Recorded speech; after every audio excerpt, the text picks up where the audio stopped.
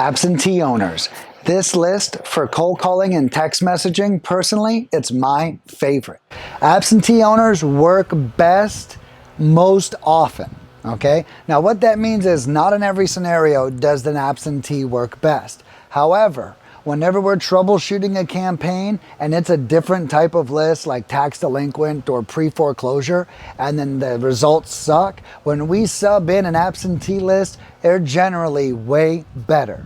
The reason? Absentee owners living in a sense of abundance.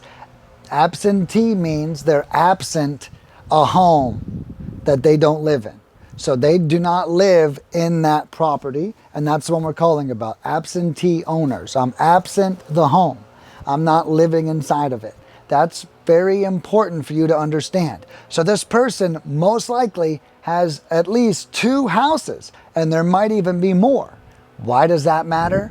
Well, if they wanted to sell you off a second or third or fourth home, they have a nest egg, and they're not in this massive moment of scarcity like you might see on your pre-foreclosure list. This is why absentees are so important.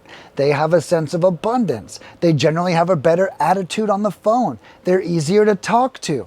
They're happier. And all of these things are incredibly important for you. So you can really talk to that lead and build a relationship easier.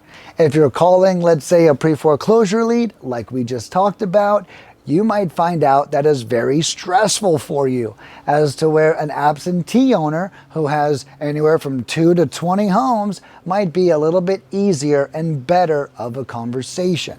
And that is exactly why those leads outperform other distress lists like pre-foreclosure or tax liens or anything like that. They generally outperform. So I always recommend start with the absentees, see how the results go after about 3,000 dials or 3,000 texts. And if you're not happy with the cost per lead, pivot to a different list source.